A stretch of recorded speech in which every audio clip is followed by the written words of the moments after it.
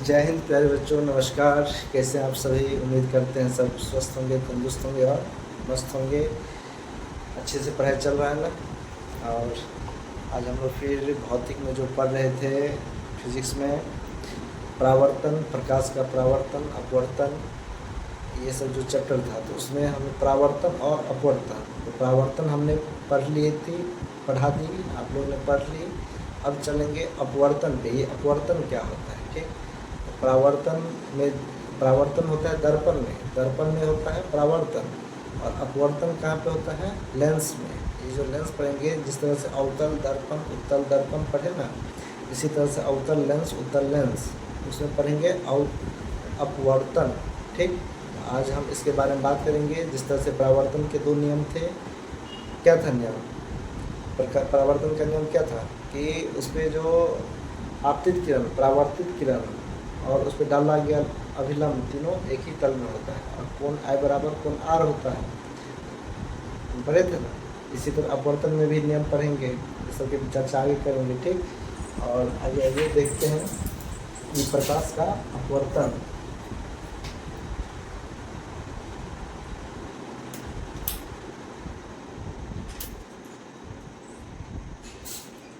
प्रकाश का अपवर्तन, प्रकाश का अपवर्तन टॉपिक नंबर कितना था? ये 9.3। ये जो फर्स्ट क्लास में जो लिखाए थे पॉइंट बाय पॉइंट, इस सबको टिक करते जा रहे हैं कि कौन कौन सा टॉपिक खत्म होते जा रहा है। चलिए, तो आज देखेंगे 9.3। आप लोग ने, उम्मीद करते हैं कि आप लोग अवतल दर्पण उत्तल दर्पण से जो प्रतिबिंब जो बनता है, उसका आप लोग डायग्राम बना करके आप लोग ने प्रैक्टिस किया होगा, समझा होगा। अगर नहीं समझे तो वीडियो को दोबारा करके देखिए। उसमें कुछ नहीं था, सिंपल सा रूल सब था कि इधर से प्रधान अक्ष जाएगी, किरण जाएगी प्रधान अक्ष के समांतर, तो फोकस से निकलेगी, फोकस से जाएगी तो प्रधान अक्ष के समानांतर जाएगी। जो जो कहाँ से, सी से वक्ता केंद्र से जाएगी, वो वक्ता केंद्र पे ही वापस आएगी, वहीं से वापस आएगी। इस तरह से सिंपल सा नियम सब था। ठीक, और एक ध्रुव के पास जब जाएगी, ध्रुव और फोकस के बीच में वस्तु रहेगी, तो जितने एंगल पे ध्रुव पे कोण आपतित किरण आएगी, उतना ही एंगल से ध्रुव से परावर्तित भी हो जाएगी। ठीक, और समतल दर्पण सब पढ़ा था। ठीक, और दर्पण में क्या आता था? देखिए, दर्पण में क्या आता था, जैसे ये परावर्तक सतह, चमकीला सतह हो गया। ठीक, तो यहाँ पे प्रकाश आता था, यहाँ जाता था, जितना एंगल से आएगा उतना एंगल से चला जाएगा। ठीक, जैसे ये आया, इससे आया तो ये ऐसे चला जाएगा। ठीक, इधर से आया, इधर से चला जाएगा, है ना। इस तरह से मतलब आप यहाँ से टकरा के चला जाता था। लेकिन अपवर्तन में क्या होता है? अपवर्तन में ये वापस ये लौटता नहीं है। अपवर्तन में क्या होता है, एक मान लीजिए ये एक कांच है। ठीक, कांच का टुकड़ा है। ठीक, और इसमें क्या होता है, दो माध्यम होता है। एक तो हो गया जैसे सूर्य का प्रकाश जो आती है, एक क्या होता है, एक हवा, एक माध्यम हो गया हवा या निर्वात। जो अंतरिक्ष में क्या रहता है, निर्वात रहता है। तो प्रकाश, सूर्य के प्रकाश वहाँ से चल के धरती तक आती है ना, तो कितने जगह अपवर्तन, पूरे रास्ते में अपवर्तन होते आता है। ठीक, जैसे तो देखिए ये हो गया, तो यहाँ पे जैसे किरण आ रही है, यहाँ पे किरण आ रही है, मान लीजिए ये भी इसका नाम हो गया, ये किरण आ रही है। ठीक, किरण आई, तो किरण जो आई तो ये सीधा कहाँ, सीधा निकल जाना चाहिए, सीधा निकल जाना चाहिए। यहाँ पे क्या बन जाएगा, यहाँ पे ये अभिलंब का काम करता है। ये बीच में सेंटर में क्या हो जाएगा, O हो जाएगा, इसको N मान लीजिएगा, N डैश हो जाएगा। ये आपतित किरण हो गया, मान लीजिए ये आपतित किरण हो गया, मान लीजिए EF, ये किरण हो गया। ठीक, तो देखिए, अगर जैसे प्रकाश का क्या नियम पर है, प्रकाश जो है सीधी रेखा में गमन करती है, सीधी रेखा में।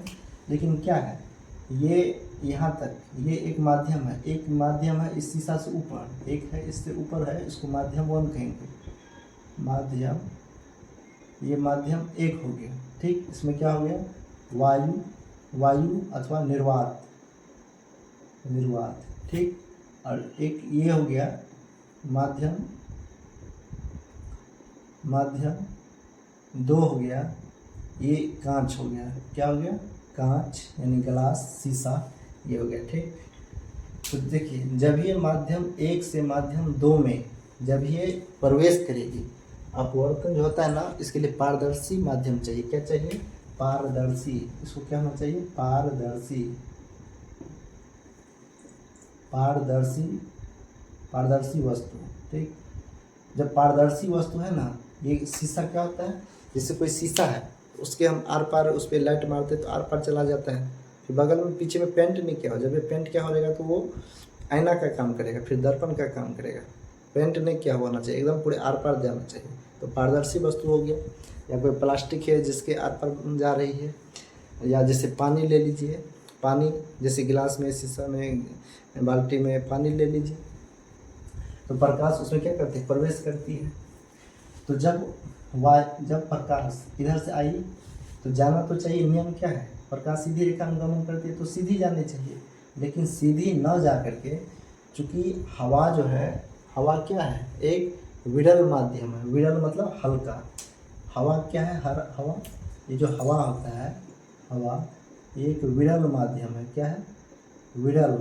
विरल है। विरल मतलब ये एकदम कम घना होता है। विरल मतलब कम घना, कम घना होता है। ठीक,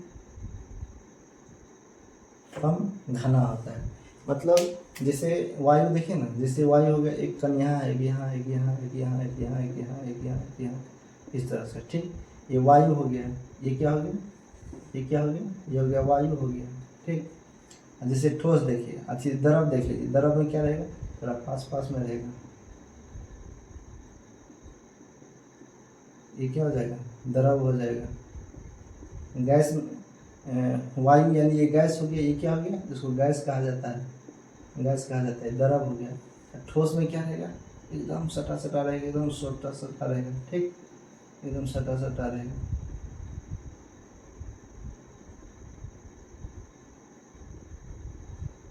ठीक, इसको क्या कहेंगे? ठोस कहेंगे। ठीक, ठोस कहेंगे। तो कांच क्या है? कांच क्या है? ठोस है ना, ठोस माध्यम है। तो जब ये ठोस माध्यम है, उसमें जैसे आप प्रवेश करेंगे, उसमें जैसे आप प्रवेश करेंगे तो आपकी चाल क्या हो जाएगी? मान लो कि आप ऊपर ज़मीन पे एकदम से दौड़ रहे हो। ठीक, और आपको अगर आपको क्या, अगर आपको बीच में पानी आ गया, तालाब आ गया, आपको दौड़ के उसको भी निकलना है, गड्ढा आ गया, पानी में जाओगे, पानी में जाओगे तो आपकी चाल कम हो जाती है ना, कीचड़ में फंस जाओगे, आपकी चाल कम हो जाएगी ना। या बालू वाला सतह आ गया, बालू वाला सतह आ गया, उस पर भी आपके पाँव धंसेगी, वहाँ आपकी चाल कम हो जाएगी ना। तो क्या हुआ? एक समतल मैदान था, एक दूसरी जगह बालू आ गया, या कहीं कीचड़ आ गया, या पानी आ गया, या कहीं खुरदुरा ज़मीन आ गया, तो आपकी चाल क्या हो जाएगी? स्लो हो जाएगी। इसी तरह प्रकाश के साथ होगा। प्रकाश एकदम निर्वात में क्या आ रहा था? एकदम स्पष्ट रूप से आ रहा था, एकदम क्लियर सीधी रेखा में आ रहा था। लेकिन आते ही यहाँ पे इसको हम एक बाहर में क्या किए थे? एक कांच रख दिए थे। ठीक, मान लीजिए कहीं पर उसको कांच मिल गया, कांच का गिलास मिल गया, और ये तो पारदर्शी है, तो प्रकाश उसके आर पार जाएगी। जब प्रकाश आर पार जाएगी तो ये कांच क्या था? वायु की अपेक्षा ये जो कांच है वो थोड़ा घना घना यानी सघन है। सघन यानी ठोस यानी मजबूत है। तो ये उसको थोड़ा बाधा उत्पन्न करेगी। क्या करेगी? बाधा उत्पन्न करेगी। तो बाधा जो उत्पन्न करेगी, तो ये जो अभिलंब से तो इतना दूर भाग रहा है, दूर भाग रहा था, लेकिन ये दूर ना भाग करके क्या करेगा? दूर ना भाग करके थोड़ा ये नज़दीक आ जाएगा। ठीक, जाना था यहाँ से यहाँ पे। ठीक, लेकिन आ गया कहाँ से? यहाँ से, यानी अभिलंब के नज़दीक आ गया। ठीक, ये अभिलंब के नज़दीक आ गया ना। इसी को कहेंगे अपवर्तन, यानी प्रकाश के दिशा में क्या कर दिया? परावर्तन। तो लिखिए अपवर्तन किसे कहेंगे? लिख लीजिए अपवर्तन किसे कहेंगे? अपवर्तन किसे कहेंगे? देखिए, जब परावर्तन के का ये क्या होता है? जब प्रकाश की सीधी रेखा किसी दूसरी माध्यम में प्रवेश करती है, जब प्रकाश की किरण सरल, पहले क्या रहता है? सरल रेखा में चलती है। जब प्रकाश की किरण एक माध्यम से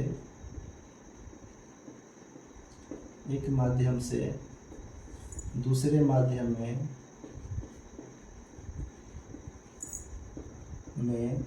प्रवेश करती है, प्रवेश करती है, एक माध्यम से दूसरे माध्यम में प्रवेश करती है, तो क्या हुआ, तो प्रकाश की दिशा, तो प्रकाश की दिशा मुड़ जाती है, मुड़ जाती है। उसे ही क्या कहेंगे, अपवर्तन कहेंगे। उसे क्या कहेंगे, अपवर्तन कहेंगे। ठीक, देखिए अपवर्तन समझ गए। इसमें क्या होता है, समझ गए, ये हो गया। इसको कहेंगे साइन आई। इसको क्या कहेंगे, ये जो कांच आया, कांच, इसमें क्या है, एक किरण आ रही थी, लेकिन जाना चाहिए था सीधी, लेकिन अविलंब, ये जो है यहाँ पे O, यहाँ पे O हो गया, यहाँ पे N हो गया, ये N डैश हो गया। तो ये जो आपतित किरण, इधर से किरण आई ना जी, इसको कहा जाता है कोण आई। इसको कहेंगे, क्या कहेंगे, कोण आई। और ये जो यहाँ से गई, जाना चाहिए था यहाँ, लेकिन गई कहाँ पे, यहाँ पे। तो ये जो कोण बना, इसको कहेंगे कोण आर। इसको बोलेंगे आई, इसको कहेंगे कोण आर, यानी साइन आई बटे साइन आर, जिसको क्या कहा जाता है, स्नेल का नियम भी कहा जाता है। इसको क्या कहा जाता है, स्नेल का नियम भी कहते हैं। ठीक, इतना समझ गए, इतना हो गया बेसिक चीज़। अब देखिए, अब इसका एग्जाम्पल देते हैं। जब इसका एग्जाम्पल यानी उदाहरण देखिए। एक चीज़ आप लोगों ने कभी गौर किया होगा, या तो शीशे का गिलास लीजिए, उसमें एक पेंसिल को डालिए। ठीक, उसमें आधा से ज़्यादा जो भी है पानी भर दीजिए। ठीक, मान लीजिए कि ये शीशे का गिलास है, ये क्या है, ये क्या है, शीशे का गिलास है। ठीक, इसमें हम क्या करते हैं, इतना पानी भर देते हैं। ठीक, भर दिए, पानी भर दिए। अब पानी भरने के बाद इसमें हम एक पेंसिल डालेंगे। क्या करेंगे, एक पेंसिल डाल दें, एक पेंसिल डाल दिए।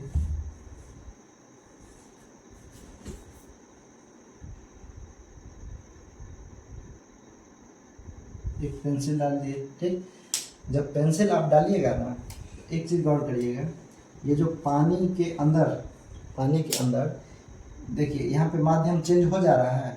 यहाँ पे एक लाइन हो गई, यहाँ पे एक लाइन हो गया, यहाँ से ऊपर था वायु, यहाँ से ऊपर था, यहाँ पे था वायु, यानी मीडियम, माध्यम एक, यानी इसको M1 लिखते हैं। ठीक, M1 माध्यम एक।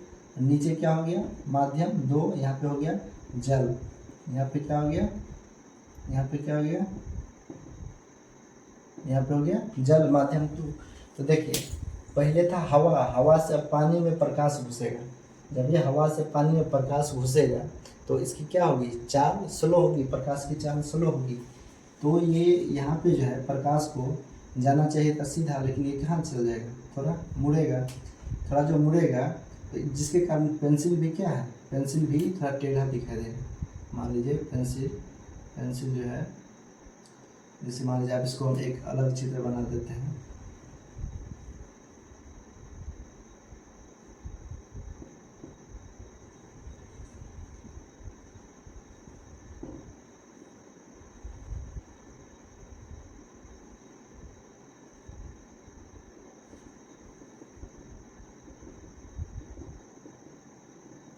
ठीक, तो मान लीजिए अगर पेंसिल यहाँ पे है, ठीक, यहाँ पे था ना। अब जो है ऊपर का जो है ना, ऊपर का ये जो है आपको थोड़ा मुड़ा हुआ नज़दीक आएगा। ये जो है आपको क्या होगा, थोड़ा मुड़ा हुआ नज़दीक आएगा। ऊपर वाला आपको नज़दीक नज़र आएगा यहाँ पे।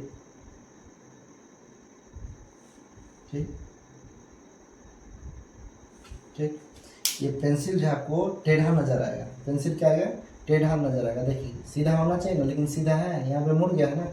ये तो वास्तविक पेंसिल हो गया, लेकिन ये पानी में अपवर्तन होने के कारण क्या हो गया, वो थोड़ा क्या हो गया, टेढ़ा हो गया। ठीक, इसको टेढ़ा ऐसे मत करिए, क्योंकि पानी जब विरल माध्यम में गया, ये टेढ़ा हो गया। ठीक, इस तरह से हो गया। एक एग्जाम्पल समझ गए। दूसरा एग्जाम्पल देखिए, दूसरा एग्जाम्पल देखिएगा, एग्जाम्पल 2 देखिएगा। ऐसे ही पानी से भरा हुआ कोई बाल्टी लीजिए या गिलास लीजिए, कुछ भी लीजिए, ठीक, और उसमें आप पानी भर दीजिए, ठीक ठीक, पानी भरिएगा ना। अब मान लीजिए यहाँ पे आप एक सिक्का रख दिए, यहाँ पे एक सिक्का रख दिए, ये क्या है, सिक्का, ठीक। जब पानी से भरा है तो इसको देखिएगा ना, वैसे आप रखे हैं एकदम उसके प्लेन पे, आप रखे कहाँ हैं, उसके सतह पे, आप रखे हैं उसके सतह पे, ठीक, आप रखे हैं एकदम उसके सतह पे, यहाँ पे सिक्का रखे हैं, यहाँ पे, ठीक। केस फर्स्ट, लेकिन केस सेकेंड में आप सिक्का रखे थे यहाँ पे, लेकिन इसे पानी भरने पे क्या हुआ, पानी भरने का क्या हुआ, अब ये उठा हुआ नज़र आ रहा है। अब जो है ये इस गिलास के सतह से ये उठा हुआ आपको नज़र आएगा, उसी को क्या कहेंगे, अपवर्तन। ये सब क्यों होता है, अपवर्तन के कारण, ठीक। जैसे तारे, आकाश में जो तारे टिमटिमाता हुआ नजर, लिखिए उसको भी लिखिए, आकाश में जो तारे टिमटिमाता है, किसके कारण, अपवर्तन के कारण टिमटिमाता है, ठीक। ऐसे ही जब कोई अक्षर लिखा हुआ है, या जैसे जब कोई अक्षर लिखा हुआ है, इस पर आप मोटे गिलास का एक परत रखिए, तो वो क्या होगा, वो अक्षर थोड़ा उठा हुआ नज़दीक आएगा, ठीक। आखिर ये सब क्यों होता है, इसके पीछे क्या कारण है, कभी सोचे इसके पीछे क्या कारण है। इसके पीछे ये हो जाता है कि जब प्रकाश की किरण ना, सोचिए ये सब क्यों होता है।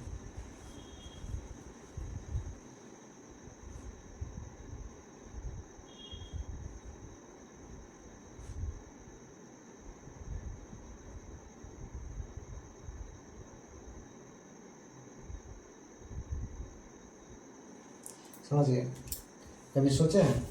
इसमें क्या होता है कि पेंसिल के क्या होता है, पेंसिल के पानी में जो डूबा हुआ भाग है, पानी में जो डूबे हुए भाग से आपके पास पहुंचने वाला जो प्रकाश है, आपके पास जो प्रकाश पहुंचता है, पेंसिल जो पानी से बाहर है उसके भाग की तुलना में वो भिन्न दिशा से आता हुआ नज़र आता है, ठीक। जैसे ये क्या बताया, इससे जो प्रकाश के पहले चैप्टर में आपको क्या बताते हैं, हमको कोई वस्तु क्यों दिख पाती है, क्योंकि प्रकाश हमें आँख है, इसलिए कोई वस्तु नहीं दिखती है, समझे।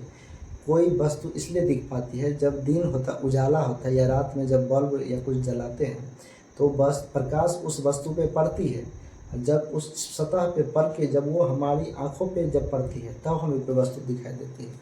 इसी प्रकार जब प्रकाश इस पे पड़ती है, जो पानी के बाहर वाला सतह है, तो उस पे जो प्रकाश पड़ती है, उसके अपेक्षा ये जो पानी के अंदर वाला जो पेंसिल का जो सतह है, पेंसिल या स्टिक कोई छड़ी, उसका जो सतह है, उस पे जो पड़ने वाला जो प्रकाश उससे जो परावर्तित होगा, वो भिन्न यानी अलग दिशाओं से आता हुआ नज़दीक प्रतीत होता है। समझ गए, क्यों होता है, लिख लीजिए। ऐसा क्यों होता है, क्योंकि लिखिएगा, लिख लीजिए, जब कोई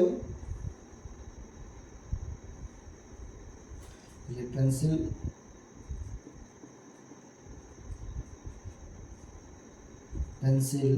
देखिए, पेंसिल के पानी में डूबे भाग से, पेंसिल के पानी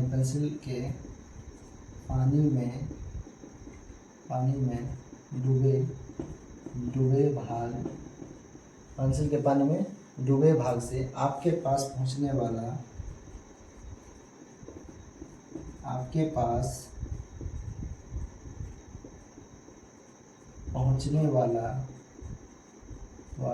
क्या प्रकाश, पानी में डूबे भाग से आपके पास पहुंचने वाला प्रकाश पेंसिल के पानी से बाहर, पेंसिल के जो पानी से बाहर,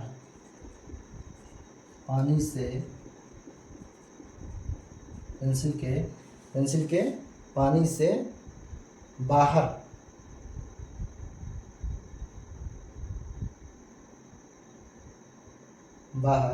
के भाग की तुलना में, पानी जो पानी से बाहर है ना, पानी से बाहर के पानी से जो बाहर है, बाहर के भाग की तुलना में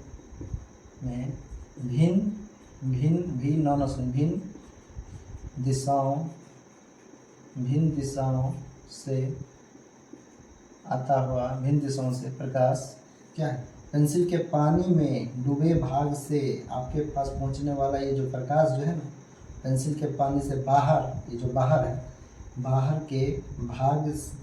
के भाग की तुलना में भिन्न दिशाओं से आता प्रतीत होता है। समझ गए? इसीलिए ये हमें क्या दिखाती है, इसीलिए हमें ये पेंसिल टेढ़ा दिखता है, इसीलिए पेंसिल टेढ़ा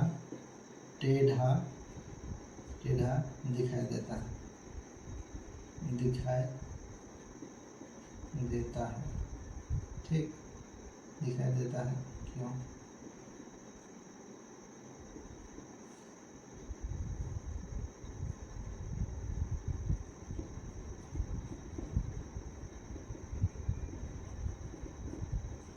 क्वेश्चन हो गया, पानी के अंदर आधा पेंसिल टेढ़ा दिखाई देता है। क्यों? आधा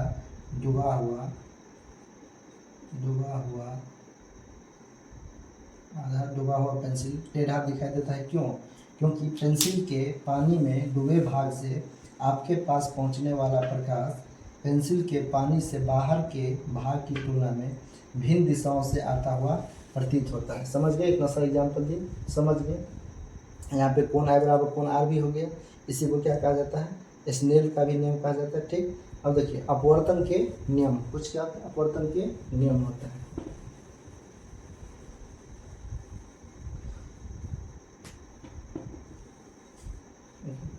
अब लिखिए अपवर्तन के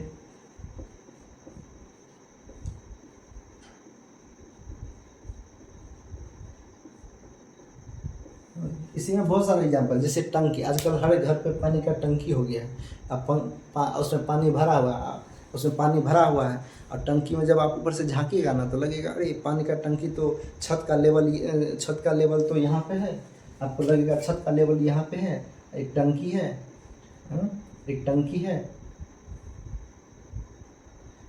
इसमें पूरे पानी भरा है। ठीक, आपको लगेगा छत का लेवल तो यहाँ पे है, लेकिन ये उठा हुआ लगेगा कहाँ, वो पानी का लेवल उठा हुआ लगेगा यहाँ, ये टंकी का जो पेंदी है उठा हुआ लगेगा। ऐसे बाल्टी में पानी भर के उसके बाद देखिएगा लगेगा इसका पेंदी जैसे इतना मोटा हो गया, इसका पेंदी जो है ऊपर उठ गया है। ठीक, ये सब एग्जाम्पल हो जाएगा। जैसे तालाब जिसका एकदम स्पष्ट साफ पानी हो ना, उसमें भी लगेगा ऊपर उठा हुआ। मतलब इस तरह का जो भी कारण हो, जो भी सवाल हो, उस सब का आंसर यही हो जाएगा। ठीक, अब देखिए अपवर्तन के नियम, इसके भी कितने हैं, 2 नियम, इसके भी 2 नियम है। क्या है, तो आपतित किरण देखिए, और परावर्तन के नियम में क्या था, आपतित एवं परावर्तित किरण, लेकिन यहाँ पे परावर्तित नहीं होगा, यहाँ पे क्योंकि अपवर्तन है तो अपवर्तित किरण हो जाएगा। यही बस इतना ही हल्का सा फर्क है। आपतित किरण अपवर्तित किरण एवं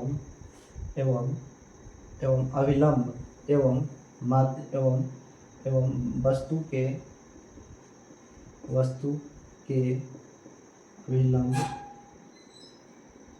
अविलंब एवं वस्तु पर डाला गया एवं वस्तु पर ये क्या है, आपतित किरण अपवर्तित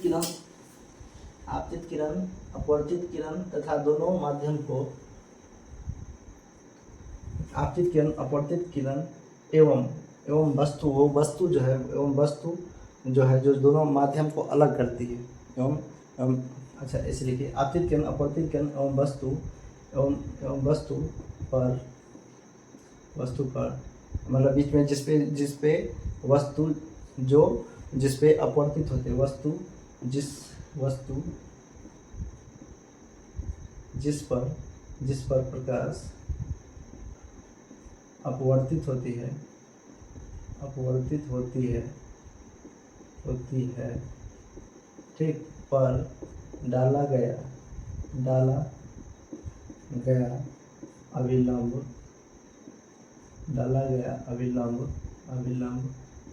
अभिलंब तीनों एक ही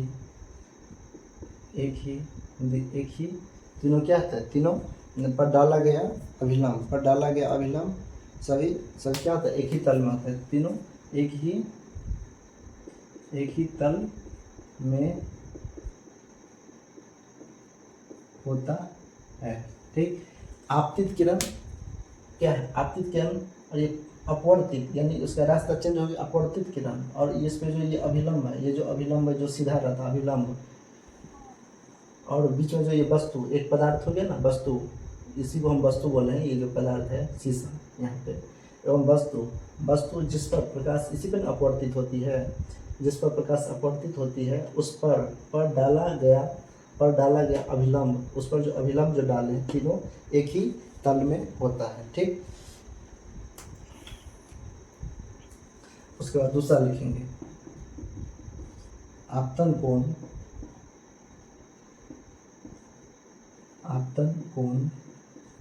की जया, अपवर्तन कोण की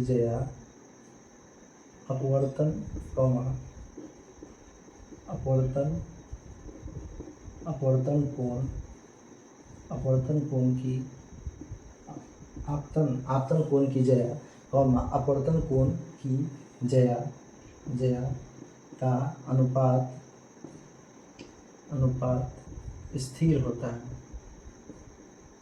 क्या होता है, स्थिर होता है, क्या होता है, आपतन कोण की जया अपवर्तन कोण की जया का अनुपात स्थिर होता है या स्थिर रहता है। इसी नियम को क्या कहा जाता है, स्नेल का नियम भी कहते हैं, समझ गए। इसी नियम को, ये जो नियम है, आपतन कोण की जया अपवर्तन कोण की जया का अनुपात स्थिर होता है या स्थिर रहता है, इसी नियम को अपवर्तन को क्या कहा जाता है, अपवर्तन का इसी नियम को स्नेल क्या कहते हैं, इसी नियम को स्नेल का अपवर्तन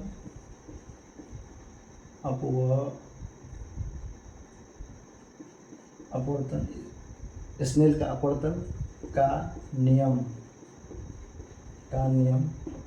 भी, स्नेल का नियम भी कहते हैं।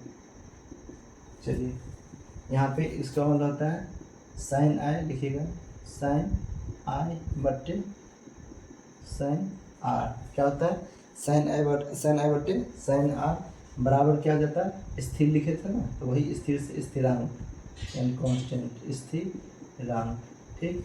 इसको लिख लेंगे और इसको क्या कहा जाता है, स्नेल का नियम, इसको क्या कहा जाता है, स्नेल का नियम कहा जाता है ठीक। इसको ध्यान पे रखेंगे ठीक। और ये अपवर्तन का दो नियम हो गया, इसे भी ध्यान पे रखेंगे ठीक, ध्यान पे रखेंगे ठीक। चलिए अब वीडियो काफ़ी लंबा हो जाएगा, चलिए यहीं पे रखते हैं। चलिए धन्यवाद, अच्छे से पढ़िएगा। अब इसको अगली क्लास में और आगे ले चलेंगे ठीक। इसको आराम से समझना, चूँकि थोड़ी टफ चीज़ है, इसको आराम से समझना है। एक बार और रिविजन कर लीजिए, देखिए इसको समझ गए होइएगा। जब कोई बीच में कोई पारदर्शी अपवर्तन कहाँ होगा, जहाँ पे पारदर्शी पदार्थ होगा, जैसे कांच हो गया, पानी हो गया, पानी की जगह पे कहीं केरोसिन तेल हो गया, कहीं अल्कोहल हो गया, जिससे हीरे में अपवर्तन होता है, बेंजीन हो जाएगा ठीक। उसका अपवर्तन का कितना पॉइंट अपवर्तन होता है वो सब कल बताएंगे ठीक। और ये ऊपर हवा अथवा निर्वात, जिसको निर्वात कहते हैं, इसको कहेंगे माध्यम 1 कहेंगे। जब माध्यम 1 से माध्यम 2 यानी कांच में प्रवेश करेगा, उसको माध्यम 2, कांच हो गया माध्यम 2 हो गया। ठोस द्रव गैस समझ लीजिए, ठोस हो गया, द्रव गैस हो गया। ये काफ़ी विरल यानी हल्का होता है ठीक। तो इसमें क्या होता है, इसमें ज़्यादा मूर्ता नहीं है, लेकिन जैसे ठोस में आएगा थोड़ा ये अपने तरफ अभिलंब की तरफ खींच लेता है, इसको अपने तरफ खींचता है ठीक। अपवर्तन किसे कहते हैं ये देख लिए, उदाहरण इसका देख लिए, डायग्राम दिखा दिए। फिर पानी के अंदर आधा डूबा हुआ पेंसिल टेढ़ा दिखाई देता है क्यों, ठीक, ये समझ गए। ठीक, फिर अपवर्तन के नियम देख लिए। फिर अपवर्तन के 2 नियम, ये जो दूसरा नियम है आपतन कोण कीजिए अपवर्तन कोण कीजिए का अनुपात स्थिर होता है। ये जो स्थिर जो होता है स्थिर, इसी को स्नेल का अपवर्तन का नियम भी कहते हैं। sin i बटे sin r स्थिरांक हो गया। ठीक, चलिए धन्यवाद। पढ़िए लिखिए, इसको थोड़ा याद करने का भी कोशिश करिएगा और डायग्राम से को थोड़ा बनाने की कोशिश करिएगा। चलिए ठीक है, आगे कांच में, फिर कांच में अपवर्तनांक कैसे होगा। ठीक, ये तो अपवर्तन मतलब कांच में घुसाएंगे भी प्रकाश को, फिर कांच से प्रकाश को निकाल के भी दिखाएंगे, फिर कहाँ जाएगा प्रकाश। ठीक, ये सब करके कल दिखाएंगे और जो उसमें बचा उसको लेके लेंगे। ठीक, चलिए धन्यवाद।